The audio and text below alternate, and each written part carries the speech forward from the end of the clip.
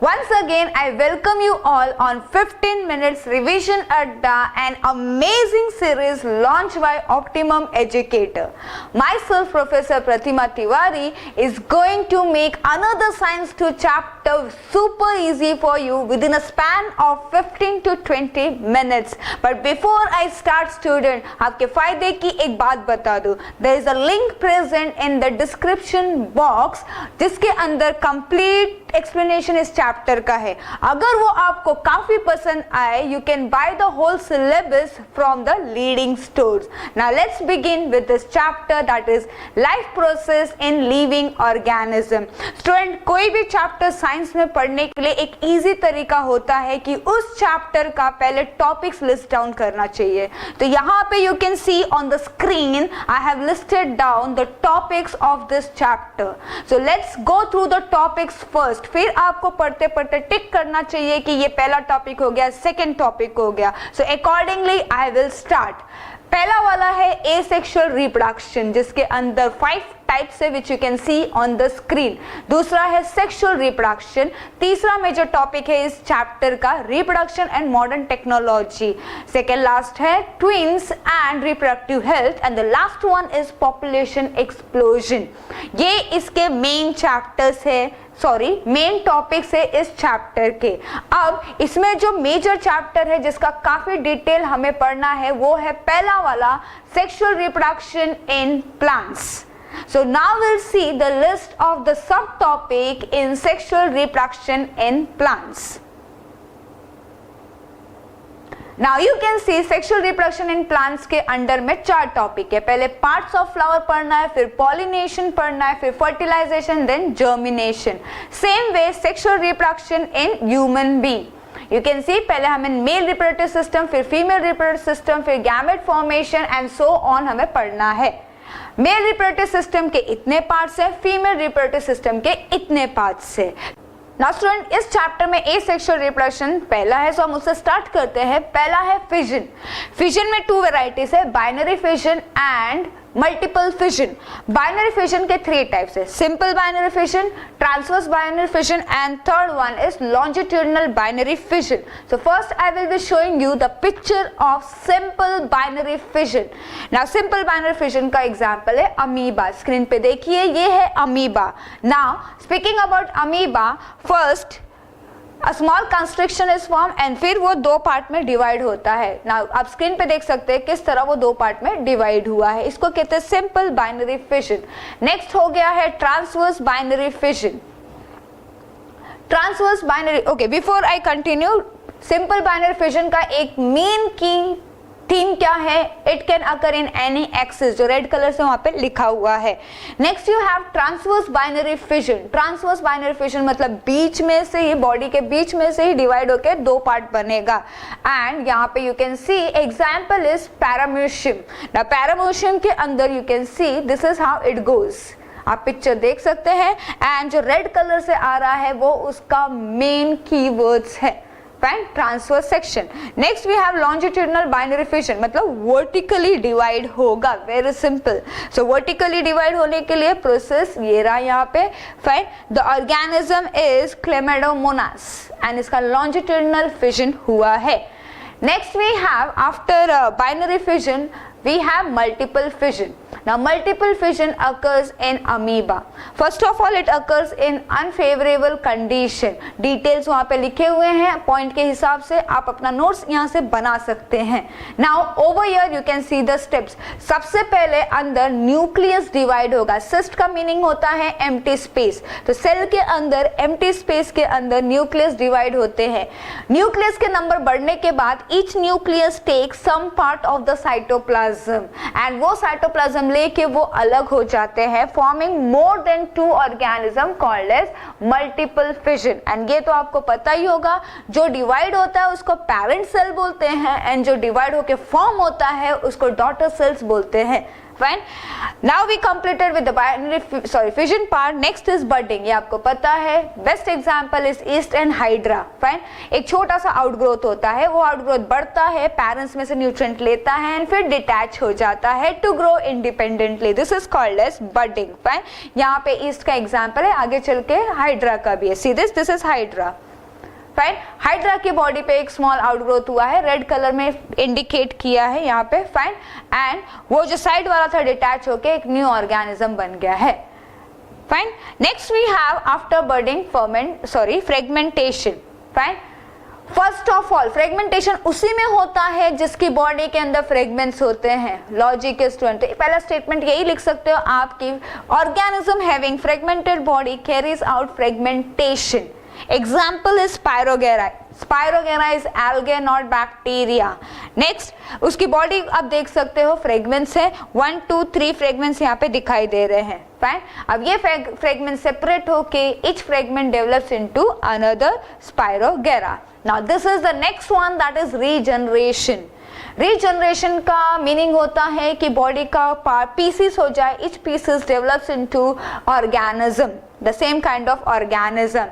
You have heard, आपने सुना होगा कि लिजर्ड की पूंछ कट जाती तो फिर से आ जाती है. वैसे ही कुछ ऑर्गेनिज्म होते हैं जिनकी बॉडी के टुकड़े हो जाए तो हर एक टुकड़ा एक एक वो ऑर्गेनिज्म बनाएगा. Best example is Planaria given on the screen. So you can see over here, Planaria का मिडिल पीस भी एक प्लानेरिया बना, प्लानेरिया का अपर पीस भी एक प्लानेरिया बना, प्लानेरिया का लोअर पीस भी एक प्लानेरिया बना. Fine.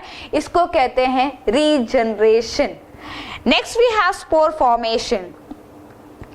In case of plants, first, okay, before spore formation you have vegetative propagation. Simple concept student. Vegetative propagation word का ही meaning आपका आंसर है. What do you mean by propagation? Divide and spread into many more numbers. Divide होके काफी numbers में spread होना, उसको कहते हैं propagation. Vegetative means body parts. जैसे हमारे body parts को कहते हैं somatic body parts. Same way plant के body parts को कहते हैं vegetative body parts. So vegetative propagation means plant के किसी भी part से अगर कोई दूसरा plant उसके जैसा produce होता है तो उसको कहते हैं vegetative propagation. In short, plants के 3 मेन पार्ट्स कौन से हैं? Root, stem and leaf. ये तीनों उसके जैसा प्लांट बना सकता है. सो यू गॉट एग्जाम्पल, कुछ प्लांट रूट से अपना नंबर बढ़ाते हैं, कुछ प्लांट स्टेम से अपना नंबर बढ़ाते हैं, कुछ प्लांट लीफ से अपना नंबर बढ़ाते हैं. जो स्टेम से बढ़ाते हैं, एग्जाम्पल इज पोटैटो. पोटैटो के ऊपर वो जो बर्ड होता है उसको आई बोलते हैं, उसी के ऊपर से प्लांट ग्रो होता है. Next you have in case of leaf Bryophyllum. यहाँ पे नाम लिखा हुआ है बट लीफ यहाँ पे है. Fine. Next you have from the root you have carrot. Fine. This is vegetative propagation from root, stem and leaf. अब ये लास्ट वाला है spores. ये होता है फंगस में और फंगाई में. फंगाई की बॉडी पे एक ऐसा sporangium, you can see over here, sporangium, उसके अंदर I mean the one stem which holds the sporangium called as sporangiophore. तो stem को sporangiophore, ऊपर sporangium, sporangium के अंदर spores. अब ये स्पोर्स क्या करते हैं? फेवरेबल कंडीशन में बर्स्ट होता है ये sporangium. Favourable condition means hot and humid condition. उस कंडीशन में ये ब्रेक होके each spore gives each fungi. So this is where we completed the asexual reproduction. Now we have to start with the sexual reproduction. So ये हो गया meaning of asexual reproduction.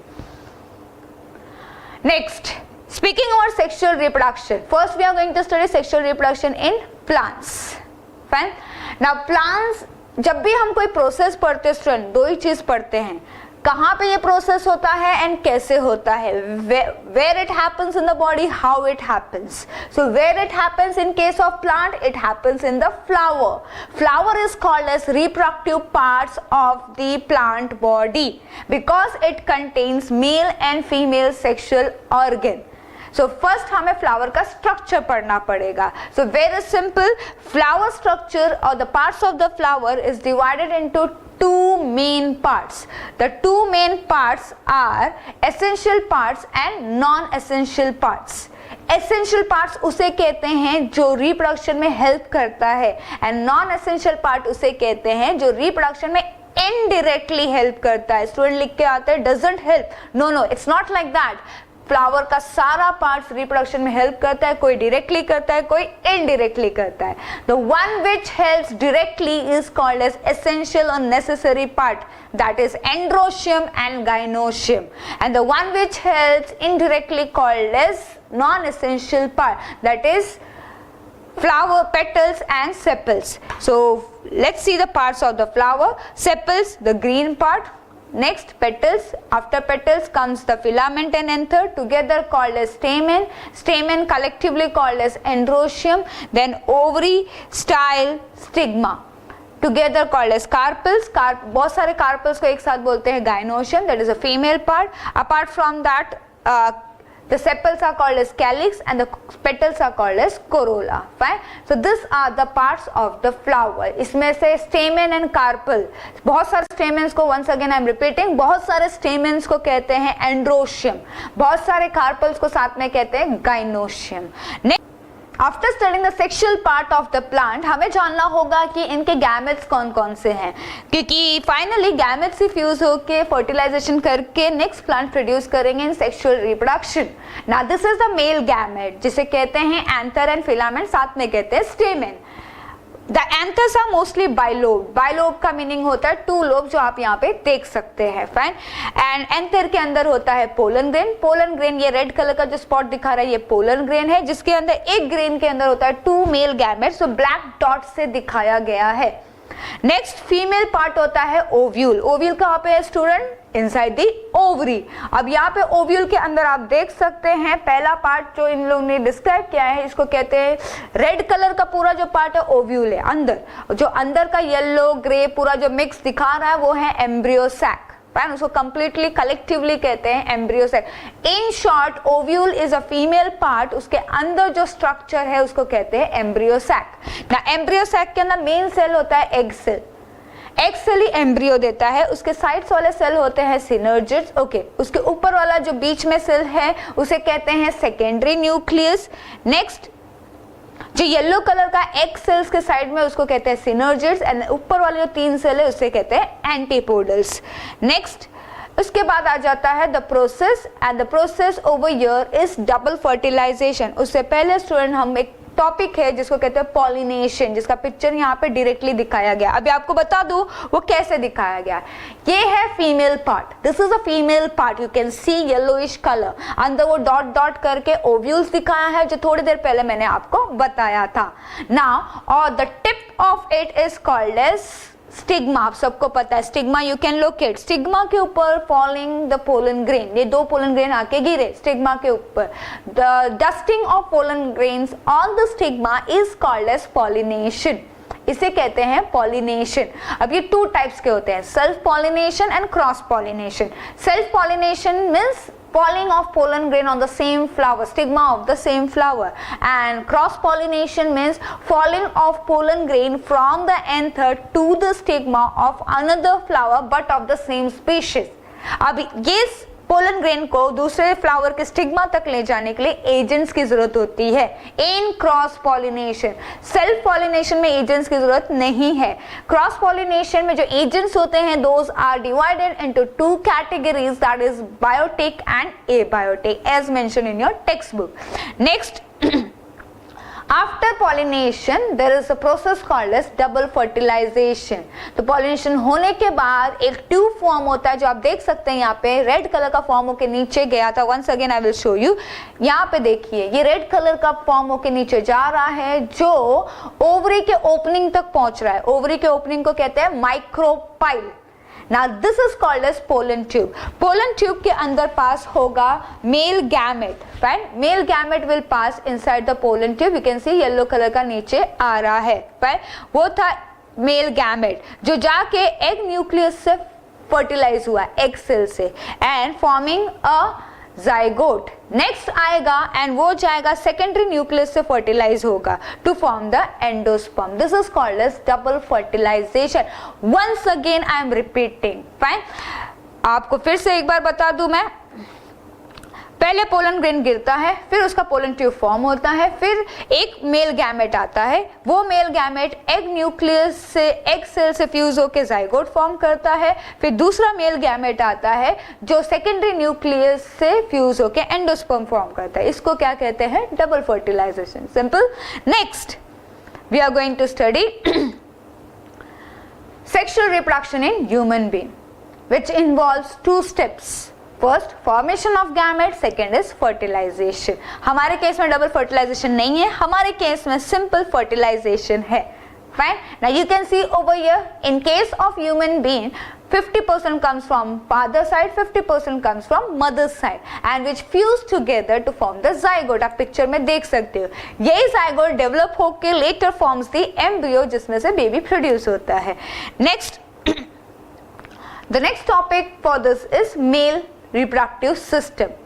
Now first I have already showed you the list of male reproductive system. आप फिर से एक बार video rewind करके देख सकते हैं क्या क्या लिस्ट है. यहाँ पे मैं पिक्चर फॉर्म में दिखा दे रही हूँ. पहला है टेस्टिस. टेस्टिस के ऊपर कर्ली स्ट्रक्चर एपिडाइडमिस जो एक्सटेंड होके वास डिफरेंस बनता है. वास डिफरेंस यूरिनरी ब्लैडर के साइड से, मतलब यूरेटर के साइड से निकलता है. So you can see the location कैसे कैसे ये अरेंज है. फिर आपको समाइनल वेसिकल दिखेगा which is the accessory gland. फिर prostate gland is the accessory gland. फिर ये पूरा पार्ट दिखेगा which is called as penis, and penis के अंदर होता है urethra. Fine. So this are the parts of male reproductive system. Fine. Accessory glands का काम क्या होता है student? That is seminal vesicle, prostate gland, and ये seminal vesicle, prostate gland and Cowper's gland. Cowper's gland का labelling अभी मैं आपको दिखा दूं. फाइन. यहाँ पे है Cowper's gland, bulbourethral gland जिसे कहते हैं. Labelling is missing, so this is a Cowper's gland और बल्बो यूरेथ्रल ग्लैंड. ये तीन ग्लैंड मिलके क्या करते हैं student? This three glands form semen. Now what is the semen? Semen is the fluid which carries sperm. आप सबको पता है sperm requires swimming medium. उसको swim करने के लिए medium चाहिए, तो that is semen, the milky white fluid. Now per ejaculation, that is 2 to 3 ml of semen consist of 200 to 400 sperm. मतलब पर इजैकुलेशन में इतने स्पर्म होते हैं. ना गिव रीजन क्वेश्चन. इतने स्पर्म की क्या जरूरत है? To increase the possibility of fertilisation. So this is the answer. Now we are going to continue with female reproductive system. The female reproductive system consist of 4 main parts which you can see over here. The first main part is ovary. The second main part is fallopian tube, the third one is uterus, and the fourth one is vagina. Cervix is a part of uterus. So first, ovary में क्या form होता है? Ovum. जैसे testis में क्या form होता है? Sperm. Next, after ovary वो ovum कौन लेके जाता है? Fallopian tube यहाँ पे लेके आता है ovum को for fertilization. And then अगर ये fertilize हो जाता है with the help of sperm, then in the uterus zygote or embryo develops which forms the baby. Cervix is called as the neck or the door of the uterus through which baby is parturated. Parturated means delivered. And the last one is vagina. Vagina is called as birth canal. Now there is a 3 functions of vagina. First, birth canal. I mean it gives birth to the delivery of the baby is done from here. Second, it is carrying out menstrual flow. It allows the menstrual flow to move out or release out. And the third one is it helps in copulation. So these are the 3 main functions of the vagina. Next, we are going to study the process of fertilization in human being. Before that, this is the gamete, sperm. Sperm got the 3 main part: head, middle piece and tail. Fine. Head consists of 23 chromosomes and the cap called as acrosome, and middle piece consists of mitochondria. Tail is helping in locomotion, and head के जो acrosome है उसके अंदर एक enzyme होता है which helps in penetration into the ovum. Fine. Middle piece consists of mitochondria. Mitochondria help करता है energy release करने के लिए, जो sperm को move करने में help करता है, and tail for locomotion. Next, this is the phases of menstrual cycle. Fine. The first phase of menstrual cycle is bleeding phase. Fine. Bleeding phase means menses. This is the first phase. Fine. तो first to 5th day. Very simple student. मैं एक tip देती हूँ ये याद कैसे करने का. 4 फेज में 3 चीजें याद रखना in each phase. क्या होता है उसके अंदर, कौन सा हार्मोन सिक्रेट होता है और कितने दिन के लिए होता है वो. Fine. Menstrual cycle is of 28 days calculation. 28 दिन का ये प्रोसेस होता है, बट इट फ्लक्चुएट.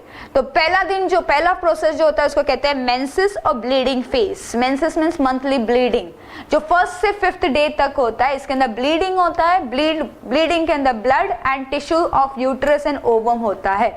सेकेंड, इसके अंदर कोई हार्मोन्स रिलीज होता है? नो, इस फेज में कोई हार्मोन्स नहीं रिलीज होते हैं. Next luteal phase, next phase will be follicular phase. एक बार ब्लीडिंग हो गया, सब कुछ साफ हो गया, तो फिर से वो डेवलप होना, दूसरा ओवम डेवलप होना स्टार्ट होता है. So you can C developing follicle. Follicle वो सेल्स है which makes the ovum, which develops into the ovum. And फिर उस टाइम पे कौन कौन सा हार्मोन्स एक्टिव होता है, you can see. First is FSH, then comes the LH, then comes the oestrogen. Fine. ये तीनों हार्मोन्स एक्टिव हो जाते हैं. ओके.